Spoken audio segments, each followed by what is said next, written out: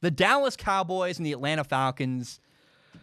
Oh my goodness, what a ridiculous, incredible, special game. Probably my favorite Cowboys game I've ever watched in my entire life. This is a game that Cowboys fans will remember. And really, this is a memory that I hope Cowboys fans cherish and appreciate and enjoy for a really, really long time. What a cool game we had on Sunday. The Cowboys won 40-39. And first of all, the Atlanta Falcons had a 20-point lead very, very early in this game. And it reminds me actually a lot of the Kansas City versus Houston game in the playoffs last year, where the Houston Texans had a 24-point lead early off in that playoff game. But the problem was that Houston did not earn that lead. It was handed to them by the team they were playing against. I think something similar happened on Sunday, where the Falcons really did not earn the 20-point lead. And when you don't earn your lead, it can cause problems later. What happened was Dallas made a smattering of mistakes early on in this game. They had like 3 fumbles and three fumbles and a failed fake punt in the first quarter alone. And they kept handing incredible field position to Atlanta. The reality is that once Dallas got their act together and started waking up and playing the game properly, they scored 40 points. And first of all, I want to say that I believe the Cowboys quarterback, Dak Prescott, deserves a ton of credit. The dude played really, really well the entire game. Even when his team was losing, he was never really the problem. Dak, despite the bad first half his team around him had, Dak was playing great even in the first half. And then what's even cooler is that, and this is something I've really harped on Dak Prescott for not doing. I've repeatedly criticized Dak Prescott for not being good enough when it matters most at the end of a game. Well, hey, guess what? On Sunday against Atlanta, Dak delivered when it mattered most at the end of the game. That part made me so happy. I was happy to see that. Now, there's a small mistake Atlanta made. There's really a couple of them, but there's one mistake Atlanta made that drove me nuts. I'm a massive, massive football nerd. I played quarterback in college. My whole life, my dad makes fun of me because I take notes when I watch football. And you can find notebooks I've used back from when I was 10 years old, taking notes about football. That's how I learned about the game of football. I took notes for years. And one lesson I learned over the course of my entire life following and just being a nerd about football is that when it comes to a 2-point conversion, you should only go for it if you need it. Otherwise, take the easy points. If there's an easy PAT, take that unless you need a 2-point conversion. If you're chasing another team and you're down like 16 points, then you get a touchdown, yeah, go for 2. Make it an 8-point possession game. Totally get it. Or on the flip side, if you're up by, say, 7 points when you score a touchdown, you want to make it a 9-point lead so that it's a 2-possession game, sure, go for a 2-point conversion. Those are a couple moments where it makes sense to go for a 2-point conversion. Now, Atlanta went for a 2-point conversion when they were up 26-7. I will never understand this weird decision here. Atlanta missed out on 1 point in the game. Atlanta could have been up 27-7. Instead, they went for a 2-point conversion and did not get it. That made the game 26-7 instead, a 19-point lead. For whatever reason, I will never understand, again, Atlanta thought that a 20-point lead was not good enough. Their OCD decision was that we're going to try to make it a 21-point lead. Well, it cost them. That 1 point mattered at the end of the game. They ended up losing the game by 1 point. Now, the onside kick at the end of this game was unbelievable. I got to say, there's one more mistake I didn't talk about. It's not even in my notes, but as I think about this game, there's one other mistake the Falcons made. Drives me crazy. I believe it was 3rd and 6 where they had Russell Gage, a receiver, line up at quarterback. He catches a snap, throws a deep ball. Just a beautiful, perfect dime, incredible throw to Julio Jones. Julio Jones in the end zone. I've never seen this. Drops a touchdown. Julio Jones, who is my personal favorite receiver in the NFL. I've never seen Julio Jones drop a pass like that. And I was baffled and shocked when that happened. I went, Julio Jones dropped that? And maybe, I think maybe the lesson from NFL Week 2 in general is just that even the greatest players make mistakes. I saw Aaron Rodgers just had a bubble route. He just threw out of bounds. I went, that's a weird miss. Saw Julio Jones drop a touchdown. Even the best of the best make mistakes. But watching Julio Jones drop the game-winning touchdown, what would have been the game-sealing, game-winning touchdown, broke my heart. I went, ooh, that's just awful for Julio Jones. Now, I want to go to the onside kick because Dallas scored with 1:49 left in the game. They were then down 37-39. And Dallas kicked an onside kick and they got it. They got the ball back.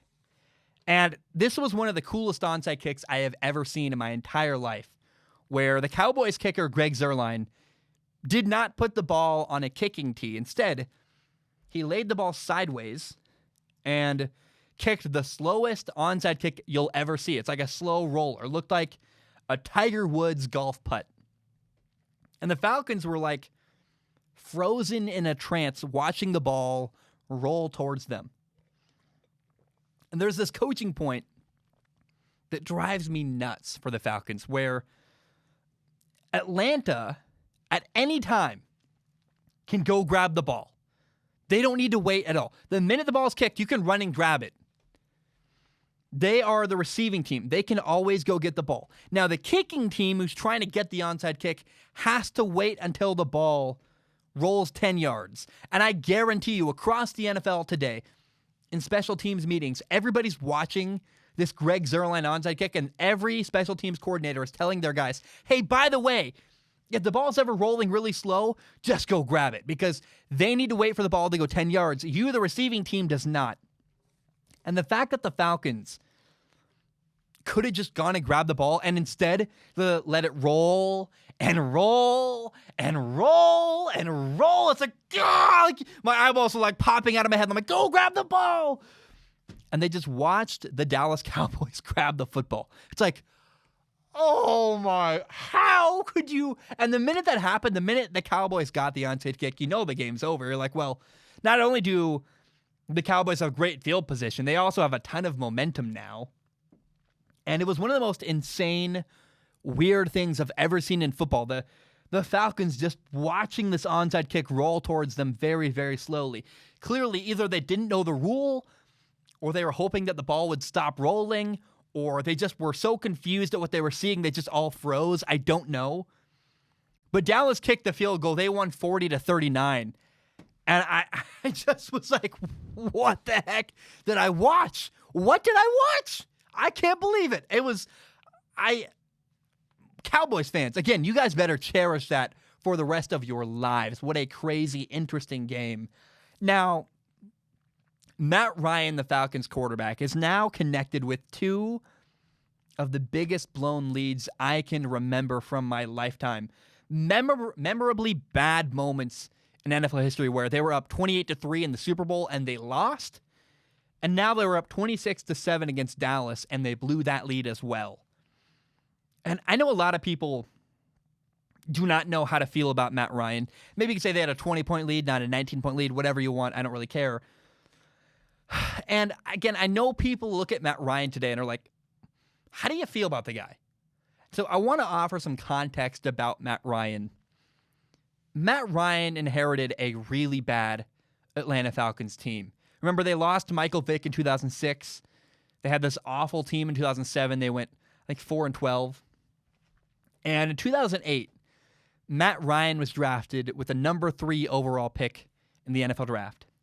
So he had to live up to Michael Vick, an incredible quarterback who played before him, captured the nation. Probably Michael Vick, I would say, changed the game of football where look at a quarterback today. They all can run. They all can move. That's because every kid grew up watching Michael Vick and said, well, I guess really what happened was high school coaches saw Michael Vick running around and realized, we're going to make our best athlete play quarterback. And so that's why you see Kyler Murray and you have Lamar Jackson and you have all kinds of dudes running around in the NFL because Michael Vick happened. So Michael Vick changed the game in many ways. Yeah, Matt Ryan had to follow that guy up. And consider this, Matt Ryan was a top 5 pick. And say what you want about Matt Ryan. You can say he's bad, he's not this, he's not that, but Matt Ryan transformed the Atlanta Falcons. And he did a lot better than most top 5 picks throughout the NFL. Here's a couple other top 5 picks at quarterback, and we'll start with 2 really easy ones. Remember Ryan Leaf, a number 2 overall pick? Huge bust. Failure. Awful. Jamarcus Russell's another one that's just like cherry picking, an easy one. Number 1 overall pick in 2007. The year before Matt Ryan was drafted. Massive, massive failure. But those are easy. Here's a couple other ones that you might realize. These are quarterbacks picked in the top 5 that Matt Ryan has outperformed in his career. Mark Sanchez, a number 5 overall pick. Blake Bortles went number 3 overall to the Jacksonville Jaguars. RG3 was a number 2 overall pick. He's now a backup in Baltimore.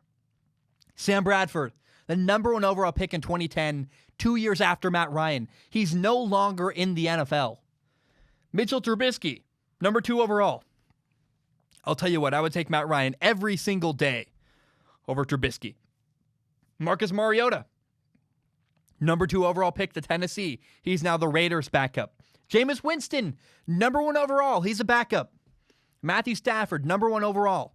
He's been a career disappointment. He just had a career of disappointment. The poor guy, Matthew Stafford, still makes mistakes that are boneheaded and just awful. And when you look at the context of Matt Ryan, he was drafted number 3 overall. How many other top 5 picks just fail at quarterback? You realize Matt Ryan deserves some appreciation. Not to mention, here are some other first-round quarterbacks recently that have not done very well. Paxton Lynch, Johnny Manziel, E.J. Manuel, Jake Locker, Christian Ponder, Brandon Weeden, Blaine Gabbert. These are later picks that probably went to better teams. I really strongly believe that despite the connection to 2 embarrassing, blown leads, Matt Ryan has been a massive success in a position where most people fail. Never, ever forget that. Never, ever forget the context that you can compare Matt Ryan to. And in this game on Sunday against Dallas, I don't think Matt Ryan did anything horribly bad. He just got a lead that he really didn't deserve, and Dallas found a way to win that game. I want to end this, though, with saying Matt Ryan, despite his connection to these 2 blown leads, Matt Ryan deserves a lot of respect, especially when you consider how many quarterbacks did I just list that were drafted in the top 5 or in the first round that didn't make it. And you go, I guess when you consider that, Matt Ryan did pretty well in a position where most people fail.